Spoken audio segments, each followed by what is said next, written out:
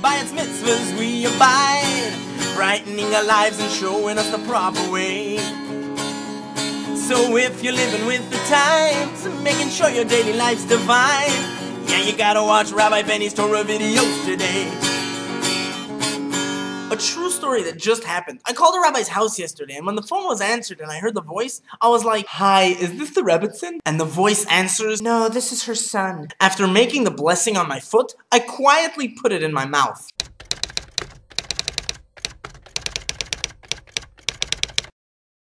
Welcome to the Cabo Jewish Center's video blog, the Torah portion of Bo. No, Kinderlach. Bo, the Hebrew word bow. Oh, bow. In this week's Torah portion, we read about the last 3 plagues to hit the Egyptians and the final and long-awaited exodus from bitter enslavement. Let us quickly summarize. In plague number 7, locusts consumed the leftover crops and whatever was left of the Egyptian economy, but Pharaoh still chose to play silly games with Moses. Okay, alright, Moses. Take the Jews. Not fine, you can take the Jews and go. Ha! I said take the schnooze and go! Okay, no, seriously now, go. And just kidding! Come on, Moses, don't leave me hanging! Aaron? The 9th plague was darkness. I don't know about you, but the next time I forget to pay our electric bill, I'm so using that with my wife. Honey, did you pay the bill? What? Yeah. It must be like a plague of darkness or something.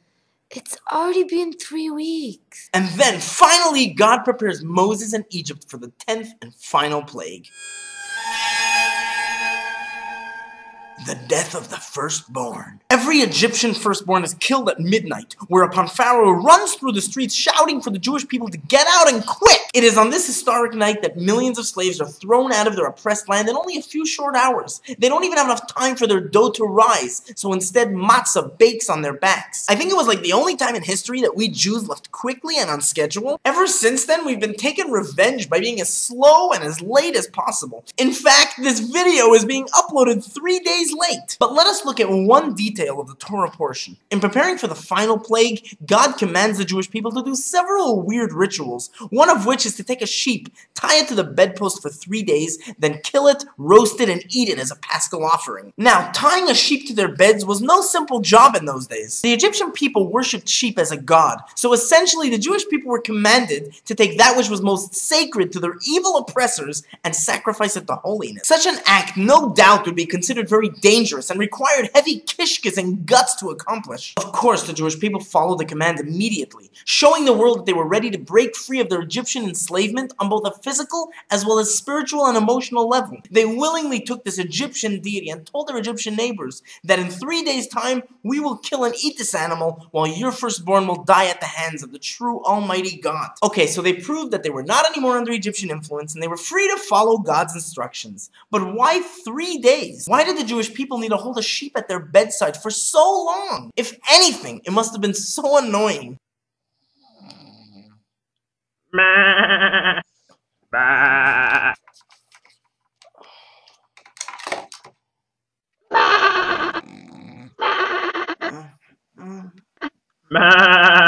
Would you stop? I'm trying to sleep! Perhaps one reason the Jewish people had to hold on to those sheep for so long was precisely because that's what schlepped them out of the slave mentality and readied them for freedom. Huh? You see, after 9 miraculous plagues, the Jewish people were totally inspired of their imminent freedom. There was passion and excitement in the air as they prepared to leave over 200 years of Egyptian exile behind. But the question still remained. How true is this excitement and freedom? Is this inspiration only temporary and will wither away at any given moment? Or could these feelings of love to God withstand the tests of time and maintain their power throughout? To ask the Jewish people to take a sheep and slaughter it immediately would be easy. While the Jewish people were still high from inspiration, following a quick request of God was a piece of cake. But if God asked them to hold on to the sheep for 3 days, could the Jewish people hang in there and complete the mission? You could be sure that at the beginning it was easy. Oh, isn't he so cute? Let's name him Butternut Fluff. Butternut Fluff? But as they slept overnight and relaxed a bit, they certainly began to foster doubts about what they were doing. Taking the god of their evil rulers whom they suffered so much under, what kind of crazy idea was this? And then holding on to it for another day and night for 3 whole days. That is impressive. And that proved that the Jewish people were ready to break free of their Egyptian enslavement for a long time. So many times in our own lives, we feel a rush of inspiration come through us and we make promises to better our lives and break free of bad habits and limitations. Yet far too often, after just a short time passes and the inspiration relaxes, so do the resolutions and promises.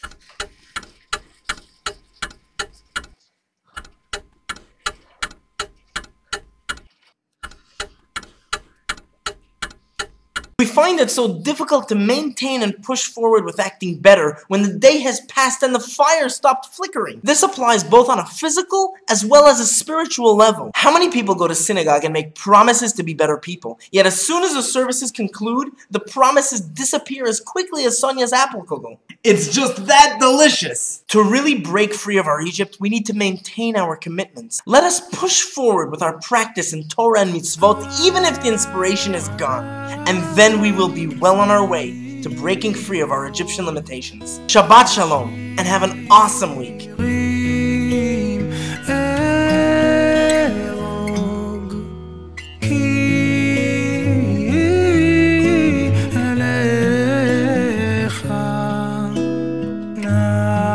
נפשי